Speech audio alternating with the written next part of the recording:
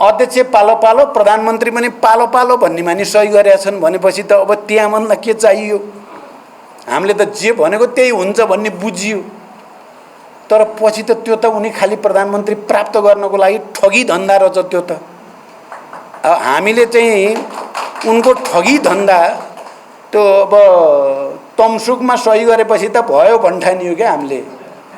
तमसुक हेरेर बसियो बिचरा, उनले प्रधानमन्त्री पड्काए लगेको लै पारे। अस्ति चाहिँ गठबन्धनको मिटिङमा हामी सबै थियौँ। शेरबहादुरजीको चाहिँ घरमा यो सरकार बन्नुभन्दा अगाडि साथीहरूले मलाई सोध्नुभयो, होइन तपाईँले केपीसँग एकता गरेर के पाउनुभयो भन्नुभयो क्या। अब के भन्नु, मैले भने ज्ञान प्राप्त गरेर आएँ, अरू त के पाउनु छ र? ठुलो ज्ञान प्राप्त गरेर आएको छु।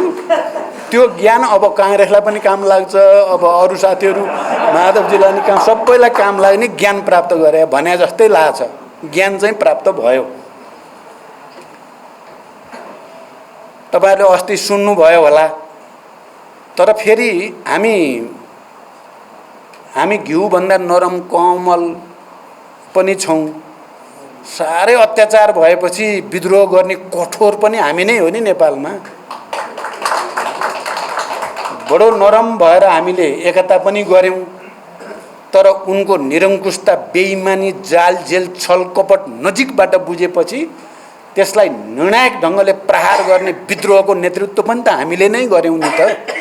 यो कुरा तपाईँ युवा साथीहरूले गहिरो गरी बुझ्न जरुरी छ। हामीले नै गऱ्यौँ नि त। अहिले कसले परास्त गर्यो त फेरि केपी प्रवृत्तिलाई?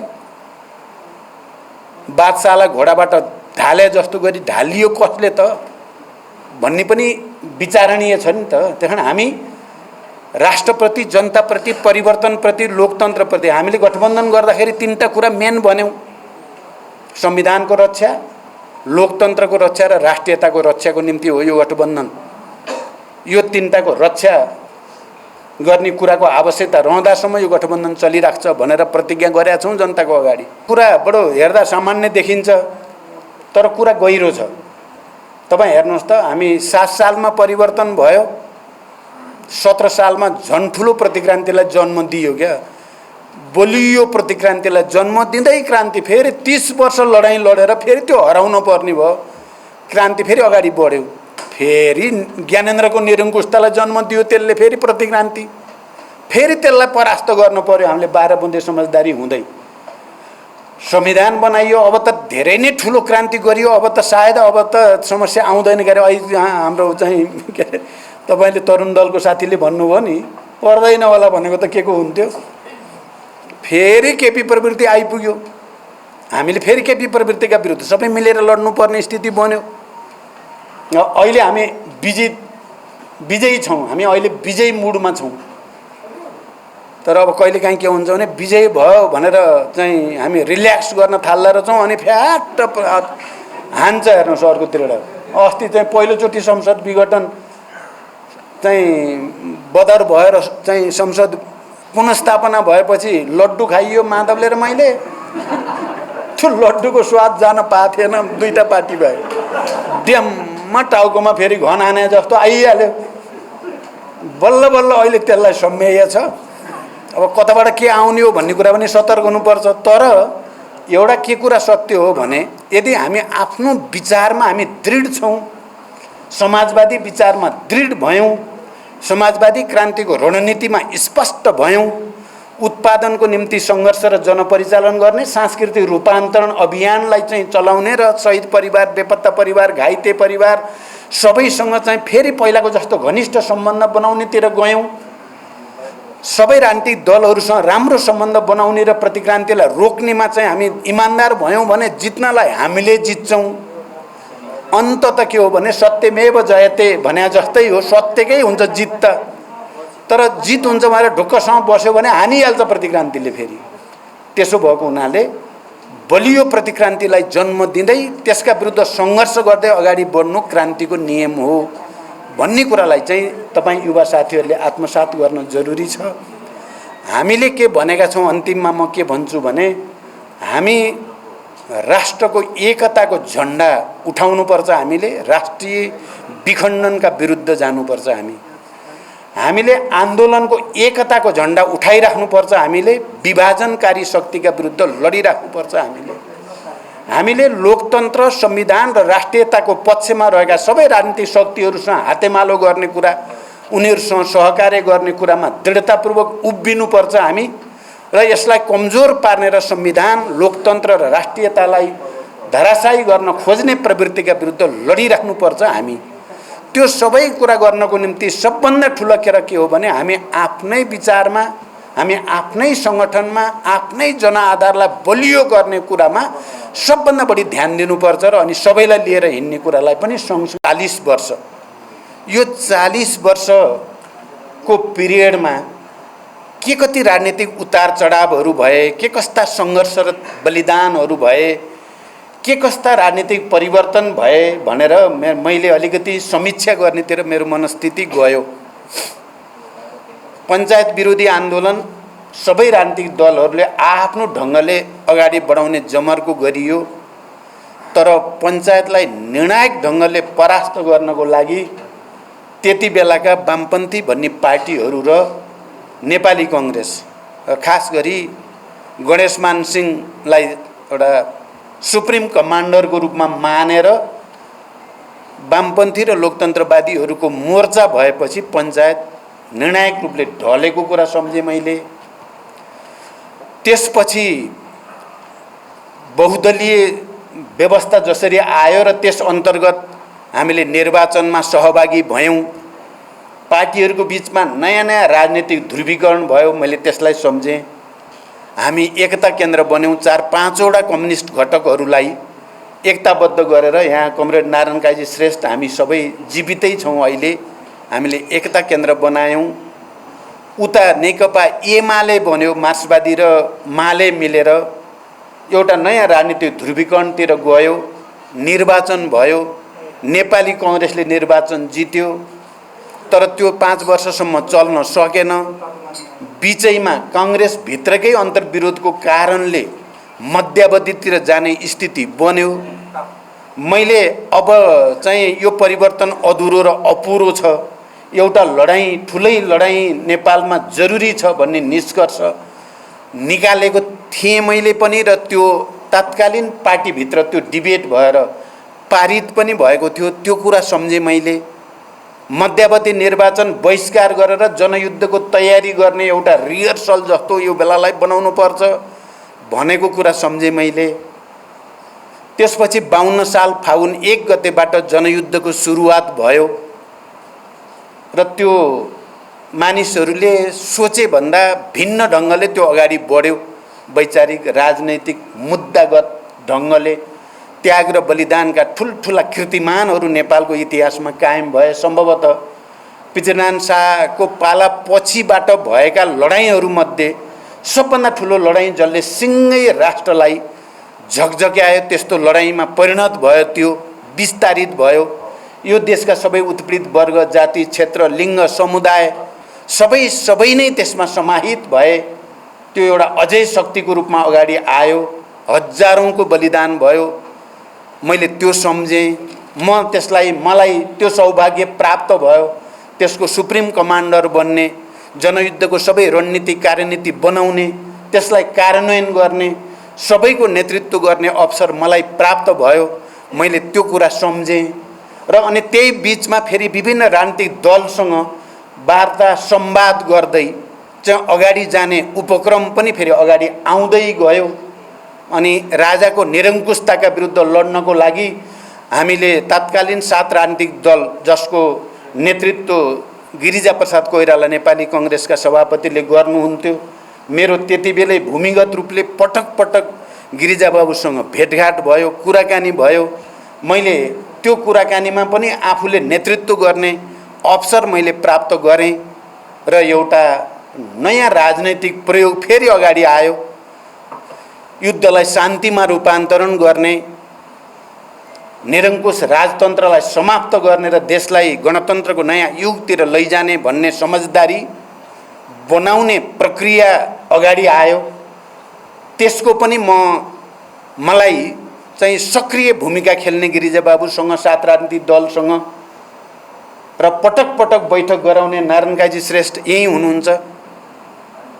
ती सबै बैठकहरू कहिले सिलगढी, कहिले दिल्ली, कहिले रोल्पा, कहिले कहाँ, कहिले सल्यान, कहिले रुकुम, विभिन्न खालका वार्ताहरू भए। मैले त्यो कुरा पनि सम्झेँ।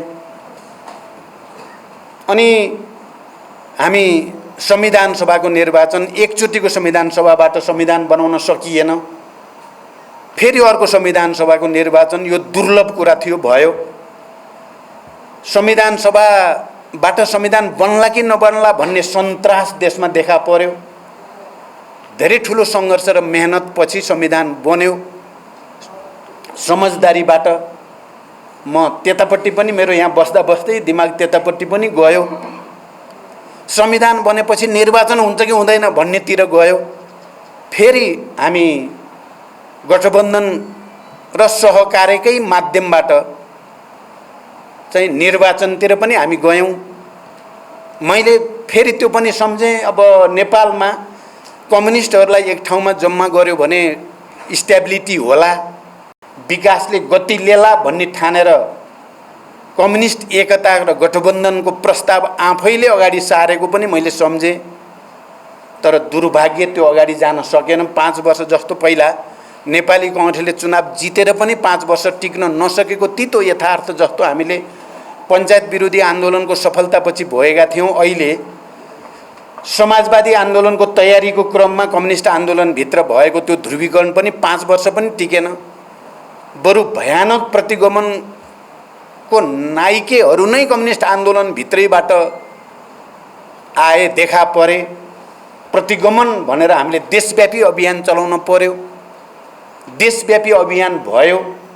मैले त त्यसलाई पहिलो संसद विघटन भएपछिकोलाई तपाईँहरूलाई थाहा छ, यो अर्को भिन्न प्रकारको जनयुद्ध नै ठाने मैले।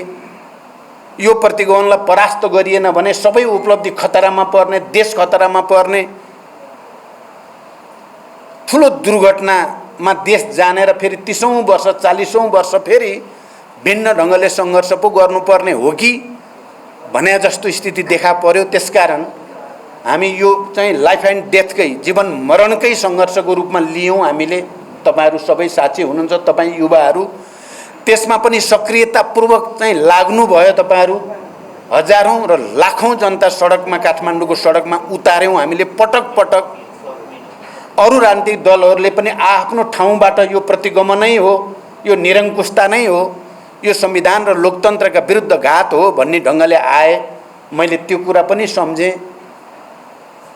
र दोस्रो पटकको संसद विघटन, फेरि त्यसलाई परास्त गर्नको लागि हामीले बनाएको गठबन्धन 5 दलको जो मोर्चा बन्यो, त्यो मोर्चाले जसरी पहल कदमी गर्यो र अहिले नयाँ सरकार गठन हुने ठाउँसम्म र निरङ्कुश र प्रतिगमनकारी प्रवृत्तिलाई परास्त गरेर यहाँसम्म आउने ठाउँ बन्यो। मैले आज तपाईँहरूको यो राष्ट्रिय भेलामा बस्दै गर्दा यो चित्र 38 सालदेखि 78 सालसम्म, पहिलो राष्ट्रिय भेलाबाट म त्यसको प्रमुख नेता भनिएको थिएँ त्यति बेला 38 सालमा। त्यो भनेको म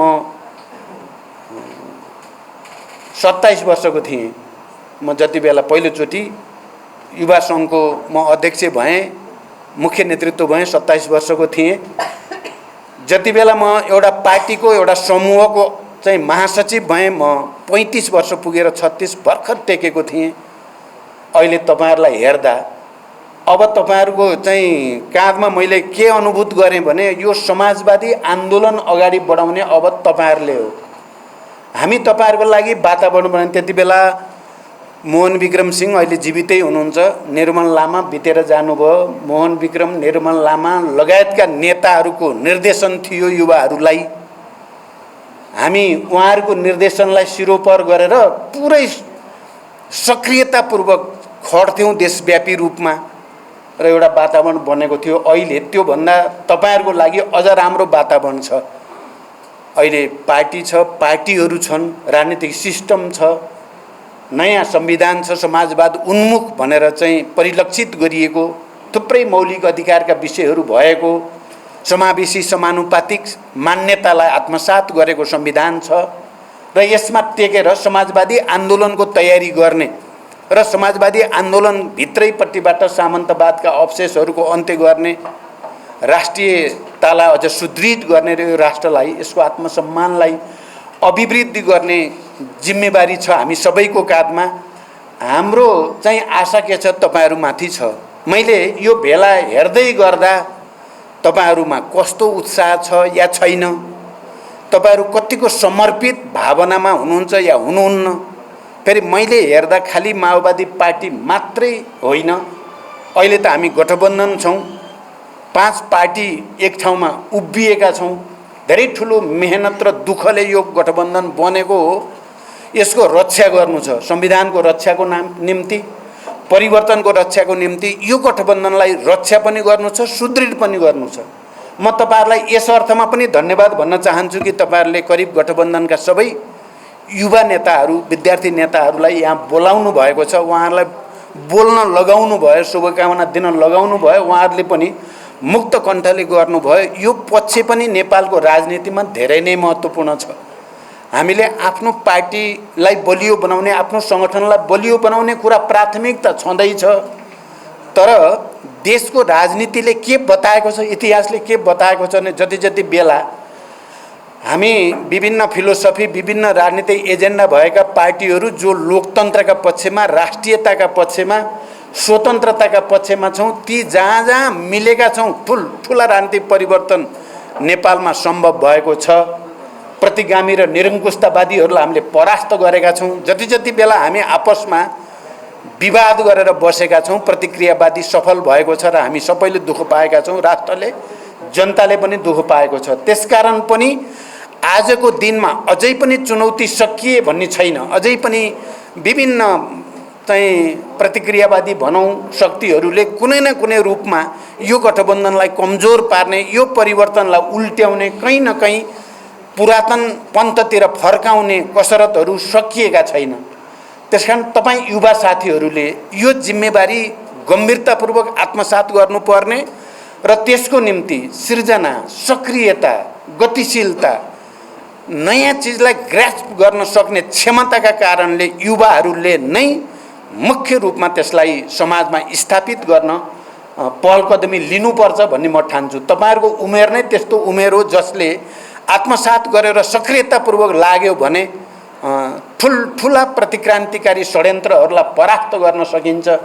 ठुल्ठुला षड्यन्त्रहरूलाई हामीले विजय हासिल गरेर नयाँ ठाउँमा लान सकिन्छ। मेरो अपिल त्यही हुन्छ कि तपाईहरुले यो कुरालाई गहिरो गरी आत्मसात गर्नुहोस् र हाम्रो आशा तपाईहरुमाथि छ। अहिले अब हामी झन्डै भनौँ न, अब 70 को दशकतिर पुग्ने भने त जीवनको उत्तरार्धतिर नै हो। हुन त फेरि के कुरा पनि हेक्का रहोस् भने चाहिँ विचार र प्रवृत्ति चाहिँ बुढो हुँदैन, भौतिक शरीर चाहिँ बुढो हुन्छ मान्छेको, तर प्रवृत्ति र विचार भन्ने कुरा बुढो हुने कुरा चाहिँ होइन। मेरो एउटा प्रवृत्ति छ भने त्यो प्रवृत्ति बाँचिन्जेल रहन्छ। अब त झन् प्रवृत्ति बदल्न सकिँदैन यो उमेरमा। त्यसो भएर अहिले पनि मलाई र हाम्रो पार्टीलाई के महसुस हुन्छ भने युवाहरूलाई अगाडि ल्याउनु पर्यो है, नत्र ढिलो हुन्छ।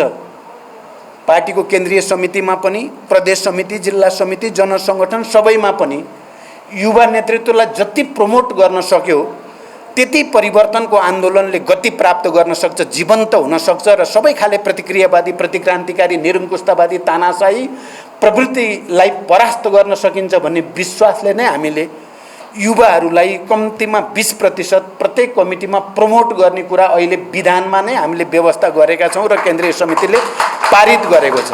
यो कुनै सामान्य कुरा होइन, यो कुनै आवेगमा आएर गरिएको कुरा पनि होइन। यो इतिहासलाई, क्रान्ति र परिवर्तनको प्रवाहलाई गति दिने सोचे सम्झेको रणनीति अन्तर्गत हामीले गरेको हो।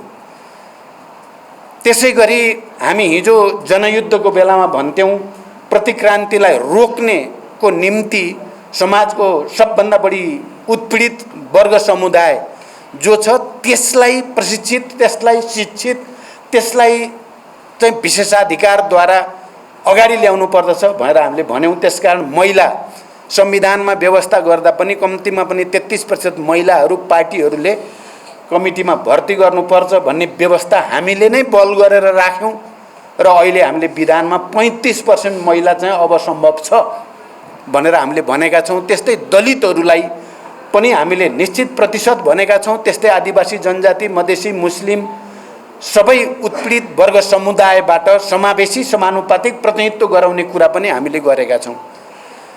युवा साथीहरू, यो सबै चाहिँ यो भविष्यमा फेरि प्रतिक्रान्ति, प्रतिगमन या चाहिँ गलत बाटोतिर देश जान नपाओस्, सकारात्मक दिशामा नै आन्दोलन अगाडि बढिराखोस् भन्नको निम्ति गर्न खोजिएको छ। र अहिले भर्खरै केन्द्रीय समितिको बैठक बस्यो, तपाईहरुलाई थाहा छ, जहाँबाट हामीले एउटा प्रतिवेदन र विधान अहिले हामीले एउटा भनेका छौँ भूमिकाको रूपमा पारित गरेका छौँ र त्यसलाई हामी आउने पुसमा गरिने राष्ट्रिय सम्मेलनमा गएर त्यसलाई सापेक्षिक पूर्णता दिने र एउटा विचार संश्लेषणमा पुर्याउने आजको अन्तर्राष्ट्रिय परिस्थिति, आजको उत्पादक शक्तिको विकास, आजको विज्ञान प्रविधिले ल्याएको परिवर्तन, त्यसले मान्छेको मनोविज्ञानमा, मान्छेको चेतनामा पारेको प्रभाव, यो सबै कुराको र नेपालको आजको चाहिँ उत्पादक शक्ति र उत्पादन सम्बन्धको स्थिति, हाम्रा छिमेकीहरूको स्थिति, सबै कुराको पनि समीक्षा गरेर एउटा आउने दिनको लागि, कमसे कम आउने दशकहरूको लागि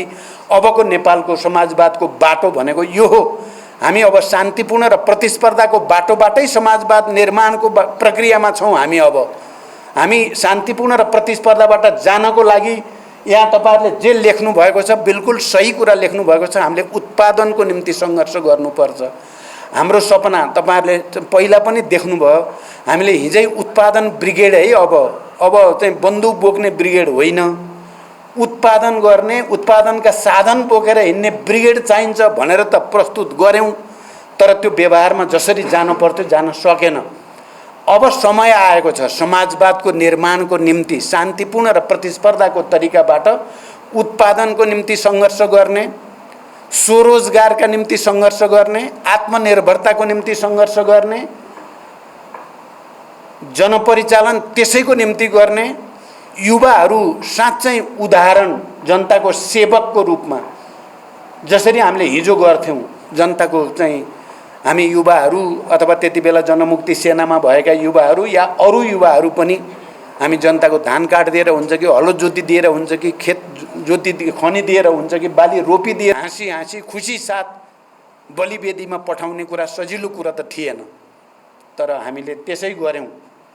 तर यतापट्टि आएपछि कहीँ न कहीँ विचारमा पनि हामी अलिकति स्खलित भएको, विचलित भएको, हामी आदर्शको निम्ति समर्पित भएर, राष्ट्रको निम्ति समर्पित भएर, जनताको निम्ति समर्पित भएर काम गर्ने भन्दा अलिकति पदको निम्ति काम गर्ने, आफ्नै व्यक्तिगत स्वार्थको निम्ति काम गर्ने, आफ्नै प्रतिष्ठाको खोजीमा तछाड र मछाड गर्ने हिजो युवाहरू हामी नै हो, चाहिँ अप्ठ्यारो कामको जिम्मा मैले पाउन पाए हुन्थ्यो भन्ने प्रवृत्तिका थियौँ। हामी मोर्चामा अग्रपङ्क्तिमा मलाई पठाइयोस् भनेर झगडा गर्ने हिजो हामी आज मलाई चाहिँ यो पदमा पठाइयोस् भनेर झगडा गर्नेमा हामी रूपान्तरण हुँदै जाने खतरा भएकै छ। यसले त हामीले सोचे जस्तो समाज, हामीले सोचे जस्तो राष्ट्र निर्माण गर्न सकिँदैन। त्यसकारण अहिले केन्द्रीय समितिमा हामीले एउटा सङ्कल्प गरेर आएका छौँ युवा साथीहरू, होइन हामी परिवर्तनका वाहकको रूपमा, जनताका सेवकको रूपमा, यो राष्ट्रको एकताको निम्ति समर्पित शक्तिका रूपमा, विचारको स्वत्व, विचारको एउटा मौलिकता हामीले दिन नसक्ने र आदर्शको निम्ति समर्पित भएर लड्न नसक्ने हो भने हाम्रो औचित्य यो देशमा रहँदैन बाँकी भने छौँ हामीले केन्द्रीय समितिमा। किनभने त्यसको निम्ति नेपाली कांग्रेस पनि पार्टी छ, एमाले केपी ओलीको नि छँदैछ, अरू पार्टी पनि छन्, उस्तै काम हामीले पनि उस्तै नै गरिराख्ने हो भने हामी अलगै पार्टी किन हुन पर्यो, त्यहीँ गएर बसे भयो नि त। त्यसकारण जनतालाई हामीले झुट नबोल्ने, जनतालाई नठग्ने, मुखले एउटा कुरा भन्ने व्यवहार ठिक उल्टो गर्ने जो प्रवृत्ति हामी लड्यौं नि अहिले 3 वर्षदेखि हामी प्रताडित पनि भयौं। हामी यहाँ स्थायी समितिका नेताहरू यति धेरै हैरान परेशान भयौं 3 वर्षमा। हामी त कस्ता परियो भने हामी हिजो जनयुद्धमा पनि ढाँड छलको राजनीति त हुँदैन, विज्ञानमा बेइमानी चल्दैन, विज्ञानमा त जे सत्य हो त्यही कुरा भने मात्रै विज्ञानको सेवा हुने हो, नभएको कुरा ढाँटेर त हुँदैन। तर हाम्रो बानी के पर्यो भने सिधा सिधा बोल्ने, जे बोलिएको छ त्यही बुझ्ने, त्यही भनेको होला भन्ने बुझ्नी परियो हामी। तर अब यहाँ खास गरी एमालेको हाम्रो केपी प्रवृत्ति भने के रहेछ भने भन्ने एउटा गर्ने ठिक उल्टो, म भ्रष्टाचार गर्दिनँ, गर्न पनि दिन्न। कति राम्रो स्टेटमेन्ट, योभन्दा राम्रो स्टेटमेन्ट हुन्छ भ्रष्टाचार विरुद्ध? मैले त केपीलाई भन्ने कति राम्रो भन्न सके तपाईँले, म त सक्दिनँ यति राम्रोसँग भन्न। म भ्रष्टाचार गर्दिनँ, गर्न पनि दिन्न, गर्ने मान्छेलाई देख्न पनि सक्दिनँ भनेको छ। के को लागि भन्नुहुँदो रहेछ भन्दा त भ्रष्टाचारलाई छोप्नलाई भन्ने भाषा पो त्यो लेभल रहेछ क्या। त्यो त कुरा भन्नु, त्यो लेभल देखाउने क्या। रक्सी अर्कै छ, लेभल त्यो राख्ने गर्ने रहेछ उहाँको बानी त। अब यो कुरो तपाईँहरूले बुझ्नु भएको छ नि। अब कतिपय साथीले यो एकता गर्नु नै बेकार गर्यो प्रचण्डले भन्ने पनि कतिपय बेला लाग्छ साथीहरूलाई, मलाई थाहा छ। गर्नै नहुने काम गर्यो भन्ने मलाई चाहिँ त्यो लागेको छैन। फेरि गर्नै पर्थ्यो एकता त। र एकता गर्ने बेला विचार राजनीति नमिलाइकन गर्यो भन्ने पनि कतिपय साथीहरूलाई छ। तपाईँहरूले राजनीतिक प्रतिवेदन हेर्नुभयो, विधान हेर्नुभयो भने केपी ओली र मैले दुइटैले सही गरेका छौँ। त्यसमा माओवादी जनयुद्धले नै सङ्घीय लोकतान्त्रिक गणतन्त्र स्थापनामा मुख्य भूमिका खेलेको हो भन्ने कुरा केपीले सही गरे छन्। कुरा भन्नुभयो नेपालमा उत्पीडित वर्ग, जाति, क्षेत्र, समुदायमा राजनीतिक जागरण ल्याउनमा माओवादी आन्दोलनले निर्णायक भूमिका खेल्यो भन्नेमा केपीले सही गरेका छन्। अनि अध्यक्ष पालो पालो, प्रधानमन्त्री पनि पालो पालो भन्नेमा नि सही गरेका छन् भनेपछि त अब त्यहाँभन्दा के चाहियो? हामीले त जे भनेको त्यही हुन्छ भन्ने बुझियो। तर पछि त त्यो त उनी खालि प्रधानमन्त्री प्राप्त गर्नको लागि ठगी धन्दा रहेछ त्यो त। अब हामीले चाहिँ उनको ठगी धन्दा त्यो अब तमसुकमा सही गरेपछि त भयो भन्ठानियो क्या। हामीले तमसुक हेरेर बसियो, बिचरा उनले प्रधानमन्त्री पड्काए, लगो लै पारे। अस्ति चाहिँ गठबन्धनको मिटिङमा हामी सबै थियौँ। शेरबहादुरजीको चाहिँ घरमा यो सरकार बन्नुभन्दा अगाडि साथीहरूले मलाई सोध्नुभयो, होइन तपाईँले केपीसँग एकता गरेर के पाउनुभयो भन्नुभयो क्या। अब के भन्नु, मैले भने ज्ञान प्राप्त गरेर आएँ, अरू त के पाउनु छ र? ठुलो ज्ञान प्राप्त गरेर आएको छु। त्यो ज्ञान अब काङ्ग्रेसलाई पनि काम लाग्छ, अब अरू साथीहरू माधवजीलाई नि काम, सबैलाई काम लाग्ने ज्ञान प्राप्त गरे भने जस्तै लाग्छ। ज्ञान चाहिँ प्राप्त भयो। तपाईँहरूले अस्ति सुन्नुभयो होला। तर फेरि हामी घिउभन्दा नरम कोमल पनि छौँ। साह्रै अत्याचार भएपछि विद्रोह गर्ने कठोर पनि हामी नै हो नि नेपालमा। बडो नरम भएर हामीले एकता पनि गऱ्यौँ। तर उनको निरङ्कुशता, बेइमानी, जाल जेल, छल कपट नजिकबाट बुझेपछि त्यसलाई निर्णायक ढङ्गले प्रहार गर्ने विद्रोहको नेतृत्व पनि त हामीले नै गऱ्यौँ नि त। यो कुरा तपाईँ युवा साथीहरूले गहिरो गरी बुझ्न जरुरी छ। हामीले नै गऱ्यौँ नि त। अहिले कसले परास्त गर्यो त फेरि केपी प्रवृत्तिलाई? बादशाहलाई घोडाबाट ढाले जस्तो गरी ढालियो कसले त भन्ने पनि विचारणीय छ नि त। त्यस कारण हामी राष्ट्रप्रति, जनताप्रति, परिवर्तनप्रति, लोकतन्त्रप्रति हामीले गठबन्धन गर्दाखेरि तीनटा कुरा मेन भन्यौँ। संविधानको रक्षा, लोकतन्त्रको रक्षा र राष्ट्रियताको रक्षाको निम्ति हो यो गठबन्धन। यो तीनटाको रक्षा गर्ने कुराको आवश्यकता रहँदासम्म यो गठबन्धन चलिराख्छ भनेर प्रतिज्ञा गरेका छौँ जनताको अगाडि।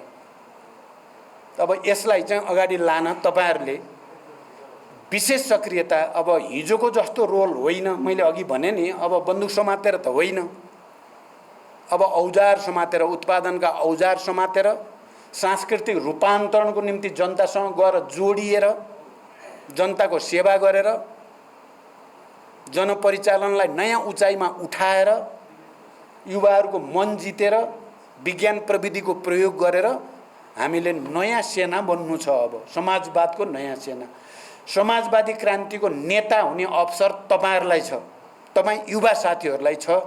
जसरी 38 सालको कुरा गर्दै गर्दा म युवा सङ्घको त्यति बेलाको चाहिँ प्रमुख, म प्रधानमन्त्री पनि 2 चोटि भइसकेँ, पार्टी प्रमुख नि भएँ। अब मलाई छिटोभन्दा छिटो बिदा गरेर संस्मरण लेख्न मन छ, तर तपाईहरु तयार नहुँदासम्म मैले सुख पाउने साँट छैन। त्यहाँ अब मलाई लाग्छ यो भेलाबाट तपाईहरु अब बिस्तारै तयार हुनेतिर लाग्नुहुन्छ र हामी पुरानो पिँढीका नेताहरूले अलि भिन्न भूमिकामा जाने छिटै भनेको भोलि नै होइन, तपाईहरुले त्यो अवसर दिनुहुनेछ भनेर पनि म आशा गर्छु। यो क्रान्तिको विकास भन्ने कुरा के छ भने मार्क्सले भन्दाखेरि, मार्क्स त अब यो 1000 वर्ष यताकै मानिसको दिमाग मध्ये सबभन्दा विलक्षण प्रतिभा भनेर त सबैले माने। पश्चिमा पुँजीवादीहरू विद्वानहरूले पनि 1000 वर्ष यता जन्मेका मान्छेहरू मध्ये मार्क्सको जस्तो विलक्षण प्रतिभा अर्को छैन भनेर मानेका छन्। उहाँले भन्नुभएको थियो क्या, क्रान्ति भने चाहिँ ले के गर्छ अरे भने बलियो प्रतिक्रान्तिलाई जन्म दिँदै अगाडि बढ्छ, त्यसलाई परास्त गर्दै अगाडि बढ्छ। यो कुरा बडो हेर्दा सामान्य देखिन्छ, तर कुरा गहिरो छ। तपाईं हेर्नुहोस् त, हामी 7 सालमा परिवर्तन भयो, 17 सालमा झन् ठुलो प्रतिक्रान्तिलाई जन्म दियो क्या। बलियो प्रतिक्रान्तिलाई जन्म दिँदै क्रान्ति फेरि 30 वर्ष लडाईँ लडेर फेरि त्यो हराउन पर्ने भयो, क्रान्ति फेरि अगाडि बढ्यो। फेरि ज्ञानेन्द्रको निरङ्कुशतालाई जन्म दियो, त्यसले फेरि प्रतिक्रान्ति, फेरि त्यसलाई परास्त गर्न पर्यो हामीले 12 बुँदे समझदारी हुँदै। संविधान बनाइयो, अब त धेरै नै ठुलो क्रान्ति गरियो, अब त सायद अब त समस्या आउँदैन गरे। अहिले हाम्रो चाहिँ के अरे तपाईले तरुण दलको साथीले भन्नुभयो नि, पर्दैन होला भनेको त के को हुन्थ्यो। फेरि केपी प्रवृत्ति आइपुग्यो, हामीले फेरि केपी प्रवृत्तिका विरुद्ध सबै मिलेर लड्नुपर्ने स्थिति बन्यो। अहिले हामी विजयी छौँ, हामी अहिले विजयी मुडमा छौँ। तर अब कहिलेकाहीँ के हुन्छ भने विजय भयो भनेर चाहिँ हामी रिल्याक्स गर्न थाल्दा रहेछौँ, अनि फ्याट हान्छ। हेर्नुहोस् अर्कोतिर अस्ति चाहिँ पहिलोचोटि संसद विघटन चाहिँ बदर भएर चाहिँ संसद पुनर्स्थापना भएपछि लड्डु खाइयो माधवले र मैले।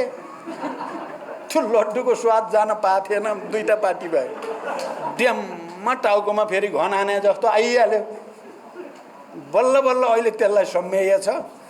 अब कताबाट के आउने हो भन्ने कुरा पनि सतर्क हुनुपर्छ। तर एउटा के कुरा सत्य हो भने यदि हामी आफ्नो विचारमा हामी दृढ छौँ, समाजवादी विचारमा दृढ भयौँ, समाजवादी क्रान्तिको रणनीतिमा स्पष्ट भयौँ, उत्पादनको निम्ति सङ्घर्ष र जनपरिचालन गर्ने, सांस्कृतिक रूपान्तरण अभियानलाई चाहिँ चलाउने र शहीद परिवार, बेपत्ता परिवार, घाइते परिवार सबैसँग चाहिँ फेरि पहिलाको जस्तो घनिष्ठ सम्बन्ध बनाउनेतिर गयौँ, सबै राजनीतिक दलहरूसँग राम्रो सम्बन्ध बनाउने र प्रतिक्रान्तिलाई रोक्नेमा चाहिँ हामी इमान्दार भयौँ भने जित्नलाई हामीले जित्छौँ। अन्त त के हो भने सत्यमेव जयते भने जस्तै हो, सत्यकै हुन्छ जित त। तर जित हुन्छ भनेर ढुक्कसँग बस्यो भने हानिहाल्छ प्रतिक्रान्तिले फेरि। त्यसो भएको हुनाले बलियो प्रतिक्रान्तिलाई जन्म दिँदै त्यसका विरुद्ध सङ्घर्ष गर्दै अगाडि बढ्नु क्रान्तिको नियम हो भन्ने कुरालाई चाहिँ तपाईँ युवा साथीहरूले आत्मसात गर्न जरुरी छ। हामीले के भनेका छौँ, अन्तिममा म के भन्छु भने हामी राष्ट्रको एकताको झन्डा उठाउनुपर्छ, हामीले राष्ट्रिय विखण्डनका विरुद्ध जानुपर्छ, हामीले आन्दोलनको एकताको झन्डा उठाइराख्नुपर्छ, हामीले विभाजनकारी शक्तिका विरुद्ध लडिराख्नुपर्छ, हामीले लोकतन्त्र, संविधान र राष्ट्रियताको पक्षमा रहेका सबै राजनीतिक शक्तिहरूसँग हातेमालो गर्ने कुरा, उनीहरूसँग सहकार्य गर्ने कुरामा दृढतापूर्वक उभिनुपर्छ हामी र यसलाई कमजोर पार्ने र संविधान, लोकतन्त्र र राष्ट्रियतालाई धराशायी गर्न खोज्ने प्रवृत्तिका विरुद्ध लडिराख्नुपर्छ हामी। त्यो सबै कुरा गर्नको निम्ति सबभन्दा ठुलो कुरा के हो भने हामी आफ्नै विचारमा, हामी आफ्नै सङ्गठनमा, आफ्नै जनआधारलाई बलियो गर्ने कुरामा सबभन्दा बढी ध्यान दिनुपर्छ र अनि सबैलाई लिएर हिँड्ने कुरालाई पनि सँगसँगै लानुपर्छ। त्यसो भयो भने हाम्रो भविष्य उज्जवल छ। तपाईँ युवा साथीहरू अब एकचोटि केन्द्रीय समितिको प्रस्ताव हेर्नु होला, सर्कुलर पठाइसकिएको छ, राम्रोसँग हेर्नु होला त्यो सर्कुलर। अस्ति स्थायी समिति बसेर पनि केही चिज गरिएको छ, अझ केही चिज गर्न बाँकी छ। हामी त्यसो गर्ने र यो राष्ट्रको फेरि हामीले नेतृत्व लिने ढङ्गले आफूलाई तयार पार्नुपर्ने हुन्छ। यो एउटा नेताले गरेर हुने कुरा होइन। हामी सबैले सामूहिक रूपमा र मुख्यतः तपाईँ युवाहरूले चाहिँ व्यापक रूपमा आफूलाई तयार गर्नुभयो भने हाम्रो भविष्य उज्जवल छ। हामी जित्छौँ। हामी सबैलाई समेटेर यो राष्ट्रलाई एउटा महान राष्ट्र, विकसित राष्ट्र बनाउन सक्छौँ। हामी 21औं शताब्दीको अहिलेसम्म नभएको समाजवादको मोडेल दिनु छ। हामीले विचारमा पनि नयाँ मोडेल दिनु छ, राजनीतिमा नयाँ मोडेल दिनु छ, अर्थतन्त्रमा नयाँ दिनु छ, संस्कृतिमा नयाँ दिनु छ, एउटा नयाँ उत्पादन अभियान चलाउनु छ र हामीले छिटोभन्दा छिटो राम्रोभन्दा राम्रो तरिकाद्वारा विकासलाई गति दिएर जनतालाई समृद्ध बनाउनु छ। यही हाम्रो सपना हो। तपाईँ हामी सबैको सपना हो। तपाईहरूले आत्मसात गर्नुभयो र सम्पूर्ण तागत लगाउने सङ्कल्प गर्नुभयो भने नजितिने केही पनि कुरा छैन। यही अपिल, यही तपाईहरूलाई शुभकामना भन्दै र फेरि पनि तपाईहरूले यो भेलाबाट सही निर्णय गर्नुहुनेछ। सही नेतृत्व अहिले हामीलाई समझदारी र सहमतिबाट जान परेको छ। हामीलाई झगडा गरे भने फेरि मान्छे चाहिँ त्यही प्रतिक्रान्तिकारीले फाइदा उठाउँछन्। मिलाएका छन् भनेपछि फेरि जनतामा पनि मनोबल आउँछ। यो कुरा पनि तपाईँहरूले ख्याल गर्नुहोला। सकेसम्म तपाईँहरूले नै गर्नुहोस् भन्ने छ मेरो चाहिँ। पार्टीले निर्णय गरेर यसो भन्यो भन्ने भन्दा युवाहरूले आफैले आफूभित्रको म्यानेज गरे भन्दा त्यो राम्रो देखिन्छ। लास्टमा पार्टीले गर्दिन पर्यो भन्न आउनुभयो भने जे गर्नुपर्छ गरौँला, तर हामी तपाईँहरूकै पक्षमा हुन्छौँ। यही भन्दै म बिदा हुन्छु। धन्यवाद।